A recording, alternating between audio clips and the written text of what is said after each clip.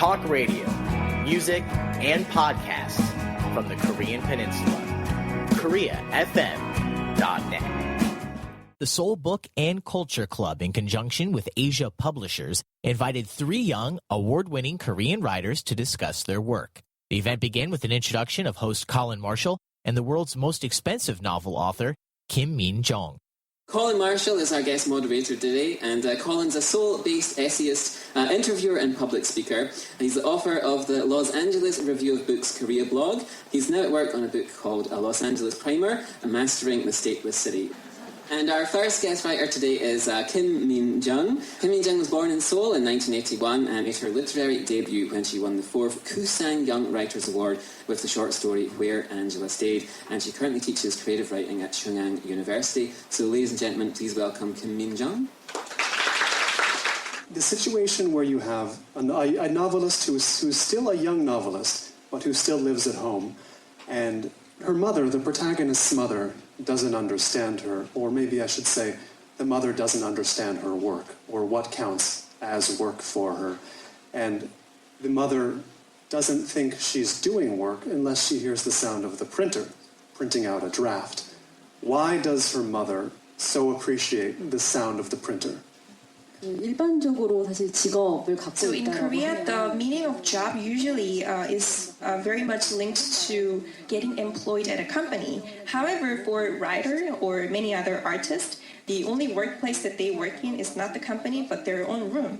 So it's easy for a lot of other people to view the job of writing as a hobby. So the mother is also thinking in line with that, and she is constantly setting some criteria to which her daughter is working. And that becomes the sound of the printer, because printing something basically means that you have written something and that your work has come out. It's also associated with my personal experience. I work and live as a writer. So to my mom's eyes, however, that does not easily be translated as a job. And she constantly compared me to her other friends, prosperous daughters and sons who are going to workplace on a regular basis. And it was difficult for her to accept me as a writer. While writers and other artists may not be accepted for their work by Korean society, author Jung discussed the problems faced by those with more typical employment situations. Kang was born in Seoul in 1975. He began his literary career in 2011 when his novel The Bleached won the Hungary Literary Award. Ladies and gentlemen, please welcome Kang. The very title of Jung Kang-myung's book, which is in English, Fired, but in Korean it has a more revealing title. It's called Albaseng Jarugi. So maybe you could translate that to firing a part-time worker. But albaseng is an important word. It's a word I think can't translate into English. And so I come to the question, what is an albaseng? I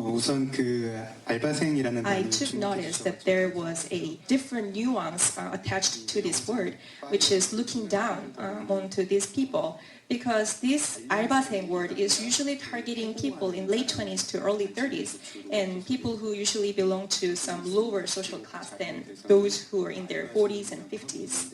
On one hand, there are people who are working so hard and tirelessly, suffering from even fatigue. And on the other hand, there is these part-timers who are not even appropriately rewarded for their work, and they lack motivation because the employers does not assign them proper work.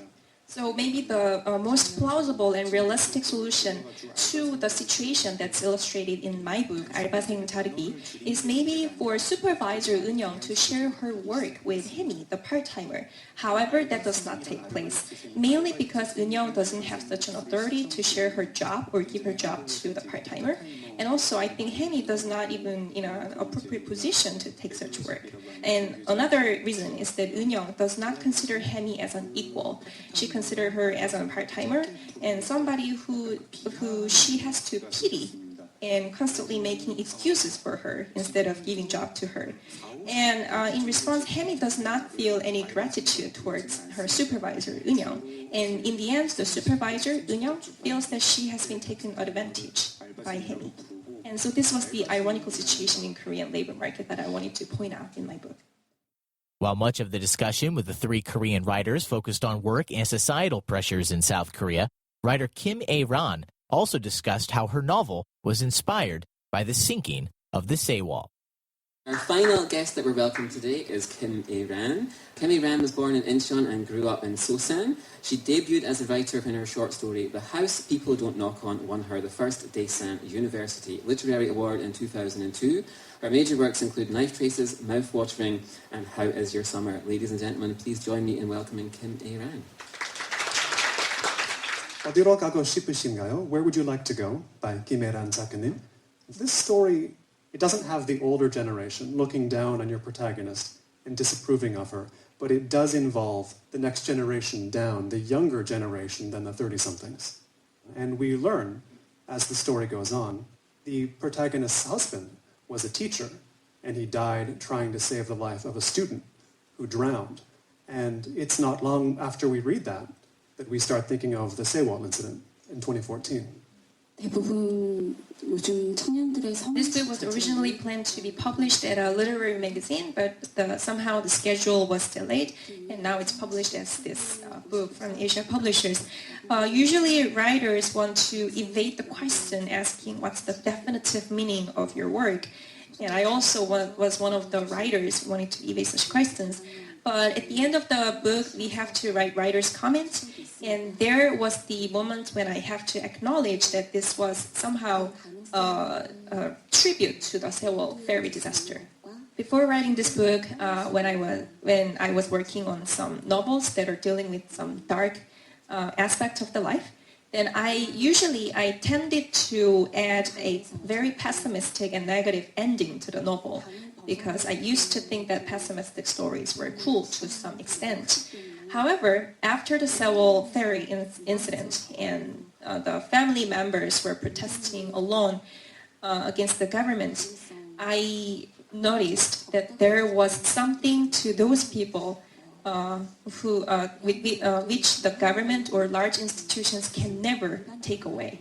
So I think humanity is very strange type of living things, and they are sometimes not trustworthy at all. As a person, I also have this turmoil of greed, jealousy, and a lot of other desires. So personally, I think it's really difficult to live as a good human. And while watching the Sewol ferry disaster, it was very strange for me to witness people who are working for some greater good causes without any their personal benefits. So that realization and revelation is also reflected on my book. In the last letter, which the dead boy's sister is writing to the protagonist, in the letter she says that, I don't know what kind of feeling or what drove the teacher to save my little brother, but I will show my full gratitude to his sacrifice and feeling throughout my life.